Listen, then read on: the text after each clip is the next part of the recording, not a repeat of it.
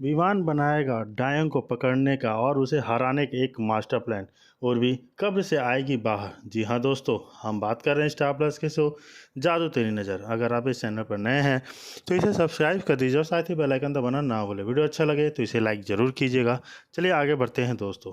जादू तेरी नज़र एपिसोड की शुरुआत विवान द्वारा गौरी को गोलू की बढ़ती शक्तियों के बारे में अपनी चिंता व्यक्त करने से होती है। वह इस बात को लेकर चिंतित है कि उसे कैसे बचाया जाए, क्योंकि समय के साथ उनके आसपास खतरे बढ़ते जा रहे हैं। गौरी उसकी बेचैनी को भांपकर उसे आश्वस्त करने की कोशिश करती है। तभी नानी एक सुझाव लेकर आती है। वह एक पुराना रहस्यमय तकनीक का प्रस्ताव देती है जिससे गोलू की शक्ति की रक्षा हो सकती है। उस सुख और समाधान के लिए बेताब विवान और गौरी नानी द्वारा उनके विचार को विस्तार से समझाते हुए ध्यान से सुनते हैं। सुझाव में ध्यान चक्र नामक एक विशेष सुरक्षा घेरा बनाने की बात शामिल है, एक आध्यात्मिक कवच जो गोलू तक पहुंचाने की काली शक्तियों को रोक सकती है। इस बीच गांव के दूसरे हिस्से में हर्ष और महेश पूर्वी और अर्जुन के साथ दिखाई देते हैं। अर्जुन उर्वी का हाथ कसकर पकड़े हुए विशेष रूप से भावुक लग रहा है।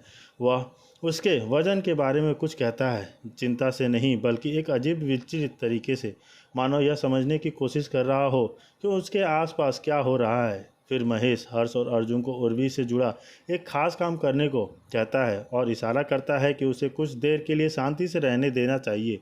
शायद किसी आध्यात्मिक अनुष्ठान के तौर पर अर्जुन हिचकिचाता हुआ दिखता है, लेकिन महेश उसे भरोसा दिलाता है कि सब ठीक हो जाएगा और उर्वी कुछ दिनों में जाग जाएगी। माहौल तनावपूर्ण फिर भी उम्मीदों से भरा है। वह घर वापस आकर विमान दयान चक्र के साथ आगे बढ़ने के लिए राजी हो जाता है। उसे नानी की बुद्धि पर भरोसा है और वह अपने परिवार की रक्षा के लिए कुछ भी करने को तैयार है। वह जरूरी चीज़ें इकट्ठा करता है और गौरी के साथ अनुष्ठान शुरू करता है। नानी आस पास की खड़ी है और उन्हें हर कदम पर मार्गदर्शन दे रही है। जी हाँ दोस्तों, वह उसे मार्गदर्शन देते हुए आगे बढ़ती है, जो एक चुपचाप एकाग्र और अपने उद्देश्य में एकजुट होकर काम करते हैं। दूसरी तरफ अर्जुन एक छोटी सी खोदी हुई जगह के पास दिखाई देता है। भावुक होकर वह जमीन को कसकर पकड़ लेता है और मन ही मन उर्वी की सलामती की कामना करता है। ऐसा करते ही उर्वी अचानक उसके हाथ पर अपनी पकड़ मजबूत कर लेती है और पल भर के लिए हिलती है। उस पल में धीरे से एक लोरी गुनगुनाने लगते हैं, बचपन की एक पुरानी यादें वाली धुन। कुछ पल बाद उर्वी का हाथ अर्जुन के हाथ से छूट जाता है, जिससे वह शांत और विचार मग्न हो जाता है। महेश सभी को आश्वस्त करता है कि उर्वी को आराम की ज़रूरत है और उन्हें 3 दिनों तक उसे परेशान नहीं करना चाहिए, क्योंकि उन्हें विश्वास है कि आध्यात्मिक प्रक्रिया अपने आप हो जाएगी। जैसे ही विवान और हर्ष आगे आने वाले अंजाम चुनौतियों के लिए तैयार होते हैं, वे आमने सामने आते हैं और एक दूसरे को दृढ़ता से देखते हैं। विवान के पीछे गौरी मजबूती से खड़ी हो उसे देख रही है। वह उसे घूरते हुए देखती है और धीरे से पूछती है कि वह इतना गंभीर क्यों दिख रहा है। भावुक विमान बताता है कि वह अपने जीवन में लगातार छाए अंधेरे से अभिभूत महसूस करता है और कभी कभी खुद को कितना प्रस्तुत महसूस करता है। गौरी उसे याद दिलाती है कि उन्हें सतर्क रहना चाहिए और भावनाओं को अपने फैसलों पर हावी नहीं होने देना चाहिए। विमान गौरी के सामने खुलकर बात करता है और स्वीकार करता है कि वह सब कुछ होने के बावजूद वह हमेशा उसके साथ रही है। वह उसे बताता है कि उसे हर दिन याद करता है और उसकी यादें उसके साथ रही हैं, मुश्किल समय में उसका मार्गदर्शन करती रही हैं। वह उसका हाथ कसकर पकड़ता है और धीरे से उसके माथे में चूमता है। गौरी भावुक होते हुए भी विमान को याद दिलाती है कि उसे अपने मिशन पर ध्यान केंद्रित करना चाहिए। विमान फिर सिर हिलाता है और कहता है कि वह उसकी पहली और आखिरी उम्मीद है। अचानक उसके नीचे की धरती कांपने लगती है, जमीन जोर से हिलती है, ऊर्जा में बदलाव का संकेत देती है। गोलू चिल्लाता है और विमान तुरंत उसे अपनी बाहों में लेने के लिए दौड़ता है। नानी तुरंत विमान से गोलू को सुरक्षित स्थान पर ले जाने का आग्रह करती है, क्योंकि कुछ अप्रत्याशित होने वाला है, कुछ घटने वाला है। उसे एक आध्यात्मिक जागृति का आभास होता है। उर्वी उठने वाली है। हमेशा साहसी गौरी विमान से कहती है कि वह आगे बढ़े और गोलू की रक्षा करे, जबकि वह परिवार के बाकी सदस्यों को आने वाली हर चुनौतियों का सामना करने में मदद करने के लिए वहीं रुकी रही है। जैसे ही विवान गोलू के साथ दूर चला जाता है।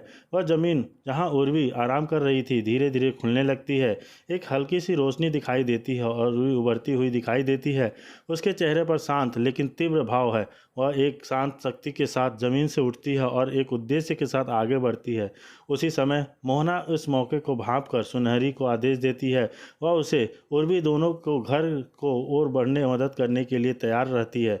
हवा में एक रहस्यमय ऊर्जा छा जाती है। जैसे ही दोनों महिलाएं चुपचाप आगे बढ़ने लगती हैं, उनके इरादे छिपे होते हैं लेकिन उनकी उपस्थिति निर्विदा होती है। जी हाँ दोस्तों, वहीं दूसरी तरफ विवान गोलू को लेकर एक सुरक्षित स्थान पर जा पहुंचता है।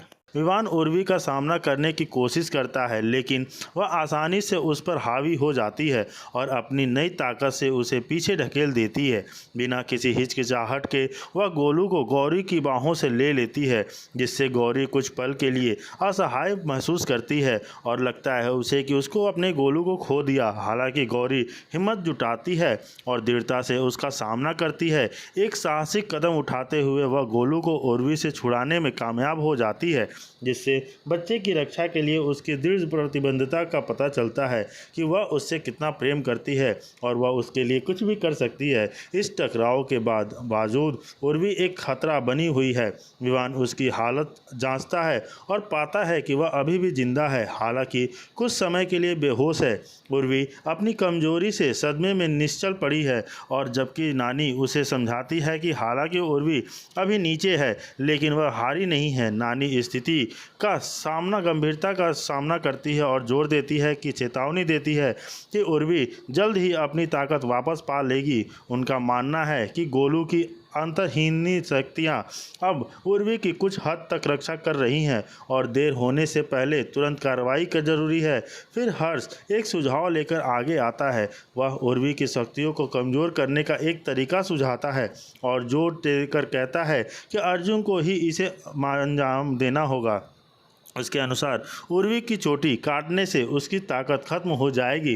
पहले तो अर्जुन इस विचार से हिचकिचाता है और स्पष्ट रूप से हिल जाता है। हालांकि हर्ष जोर देकर कहता है कि उसकी ऊर्जा का स्रोत उसके उसी हिस्से में है। जैसे ही परिवार इस मुश्किल फैसले पर विचार कर रहा होता है, गोलू हल्के फुल्के अंदाज में उर्वी को मजाकिया अंदाज में चिढ़ाता है। अनजाने में तनाव कम कर देता है। छड़ी हल्केपन के बावजूद दाम अभी भी ऊंचा है। नानी आगे बताती है कि उर्वी की गोलू की शक्तियों अपने समाहित कर लिया है, इसलिए उसे शक्तिहीन करने का एकमात्र तरीका उसे नाता तोड़ना है, जिसका प्रतीक उसकी चोटी है। शारदा आगे कहती है कि शारदा गोलू को किसी पवित्र या संरक्षित स्थान पर स्थानांतरित करने से वह उर्वी की पहुंच से दूर रहेगा, लेकिन गौरी तुरंत इस विचार को खारिज कर देती है और उसे वर्तमान परिस्थितियों में व्यवहारिक बताती है।